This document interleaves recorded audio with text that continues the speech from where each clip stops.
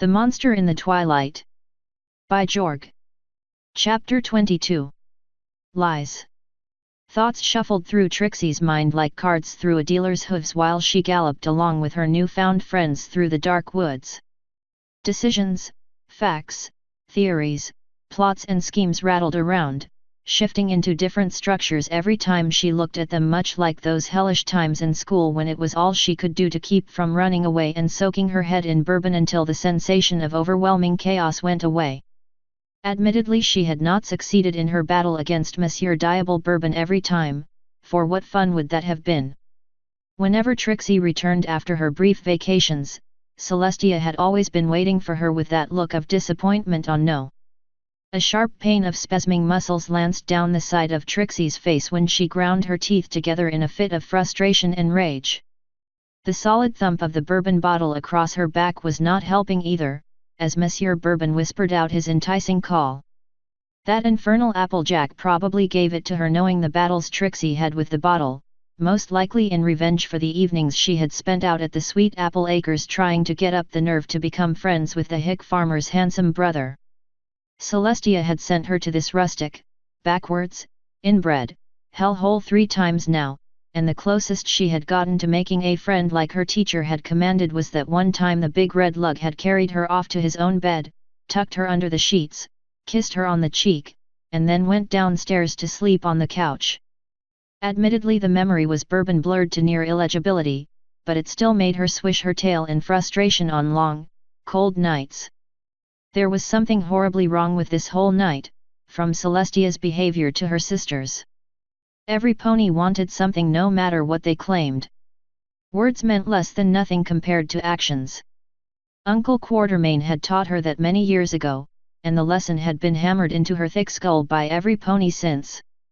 Trixie had been so absolutely positive Celestia had been prepared to sacrifice everything to fight her sister, but she would never have placed innocent lives in danger again like when she fought Nightmare Moon in the Everfree. Therefore, Celestia had not planned to fight Nightmare Moon in Ponyville. No pony, not even the Princess of the Sun, could have cast such a powerful escape spell into the sun unless they had prepared for it. Therefore, she had planned on vanishing into the sun. The only reason for doing that without a fight would be to drag Nightmare Moon along with her, but Celestia had not even tried. What changed her mind? The appearance of that twisted purple powerhouse and her 5 friends? Could they be laughter, kindness, loyalty, generosity, and something else? Grumpy? Sleepy? Annoying? Asterisk asterisk asterisk. The sharp bend in the path towered a full 100 feet of sheer drop over the placid Everfree River, winding its way along the green forest floor so far below. Centuries of intermittent flooding had undermined the cliff face, collapsing the edge of the earthen wall in an inexorable progression of erosion hundreds of times over the years. Still, the narrow dirt path on top of the bluff was fairly safe, unless there was some sort of disturbance to break loose the soil in yet another avalanche. Anything would do. An earthquake. A storm. The shattering noise of a teleport spell sent shockwaves through the surrounding vegetation, air, and incidentally, ground. Monster never even broke stride when several 100 pounds of earth fell beneath her hooves, then she galloped around the sharp curve the path took at the top of the cliff, only to vanish with another deafening explosion of sound once she had made the corner and could see far enough down the path. Several 100 more pounds of soil vanished along with the unicorn, leaving behind only an echo when the air smashed together into the sudden vacuum. Deep inside the cliff face, a line of pebbles shifted slightly. Silence held sway over the Everfree forest in a very small and limited area, a silence slowly overridden by a very persistent whining noise, as if a large hummingbird were attempting to lift an anvil, or a very small Pegasus were pulling a wagon containing 3 other little ponies at an extremely unsafe rate of speed. In a matter of moments, the Pegasus-propelled contraption came into view, accelerating to even an higher velocity when the driver spotted the pile of fresh earth as a very tempting-looking ramp, shouted Scootaloo with glee, leaning into her wing beats with abandon and uttering a completely superfluous, "Hang on."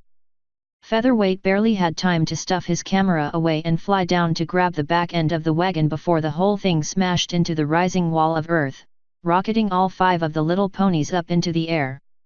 "Turn," squealed Twist, hanging on with all 4 hooves as the pathway far beneath them made an abrupt turn to the left, and they did not. Scootaloo was a very strong young Pegasus with unfortunately very little of the natural Pegasus talent for reducing their own weight or the weight of things they were carrying. Featherweight, on the other hoof, had limited wing strength, but was extremely talented at reducing the weight of things he carried. It was his special talent, after all. With a sharp lurch, the scooter and wagon leaned to the left as it soared through the air. BBTH Pegasi flapped and pushed for all they were worth until all 6 wheels once again made contact with the dirt path with a mighty crash, sending tremors through the unstable earth of the riverbank. With a buzzing roar of Pegasus wings, the wagon and scooter passengers rapidly resumed their pursuit, 5 little ponies rocketing down the dark path to save their friend. Leaving the forest quiet. Briefly.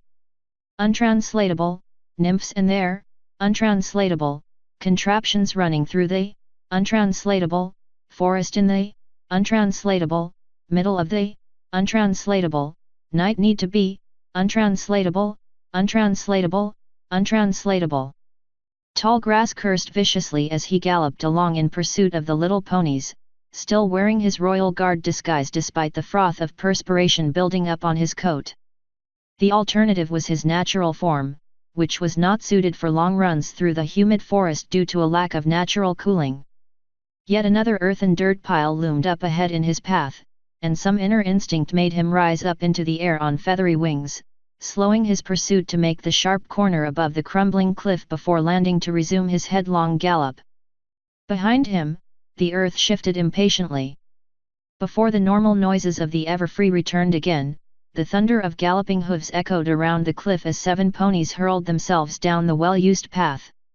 One after another, they leapt over the heap of earth that marked the remainder of Monster's teleportation spell, and Scootaloo's ramp, except for the last Pinkalicorn, who skidded to a halt in front of it and opened her mouth to cry out a warning. Deep inside the cliff, a final bit of earth released its friction-driven hold once the vibrations of their passage shook loose a tiny pebble. With a deep rumble that drowned out whatever Zecora was shouting, the earth slid in the direction of the far below river, cascading 4 ponies in a tumble down the sharp slope. A unicorn and earth pony vanished over the edge, followed almost immediately by the 2 Pegasi in headlong dives regardless of the horrible noise of shifting dirt and rock. Still skidding down the slope were an earth pony and a screaming unicorn, both of whom came to an abrupt stop at the very edge of the crumbling cliff. The great and powerful Trixie found herself dangling free above the fatal drop in an escape artist feat for which she was very much unprepared. Above them both, and after a quick glance to make sure Applejack was safe, Zecora gave intense study to the hoof prints of Trixie's guard and how they stopped a few yards away from where the cliff broke free. Interesting move for one so meek, that you would fly when the ground is weak. Asterisk asterisk asterisk. Honesty, blurted out Trixie right into Applejack's face as the farmer fought to keep her hind hooves dug into the unstable ground and her forehooves gripped on Trixie. The sudden shout caused both of them to slide fractionally towards the precipitous drop, and Applejack gritted her teeth in concentration as well as aggravation. What in tarnation? I stole your grandmother's false teeth for the puppet spell, gasped Trixie, her eyes closed in anticipation of the long drop off the cliff and the short stop at the bottom. And I was trying to seduce your brother because Princess Celestia ordered me to make friends when I went to Ponyville, and all I could think of was having him as not really a friend but more as a handsome lover, and that worked out so damned well every year. Shut up, bellowed Applejack, feeling the loose gravel under her chest slide slightly. And I wouldn't blame you a bit if you just dropped me right now right over the edge and let me go splat all over the ground because I let your sister go off into the Everfree forest with her idiot friends where she's probably going to be eaten by a big scary bear. Hey, whispered Fluttershy, hovering behind Trixie's left shoulder with a scowl across her normally kind face at the insult to her furry friend. Or a manticore or a turtle or a lion, because I've been such a beast to the little brats and all they want is their stupid butt marks, but they keep doing crazy things to me. And every pony else, said Rainbow Dash, hovering at her other shoulder while Trixie gasped for breath. Are you braggin' or apologizin'? Shouted Applejack, having finally gotten her hind hooves solidly planted. It's pronounced apologizing, you inbred half-wit hayseed. Applejack crouched frozen with her hooves gripping the great and powerful Trixie, who in turn remained dangling over the cliff face between Rainbow Dash and Fluttershy. Ah! AJ? You want us to fly her down to the bottom of the cliff? Rainbow Dash glanced back and forth between her angry friend and the pretty awesome but not quite friend if only she would be less annoying Trixie. I'm thinkin'.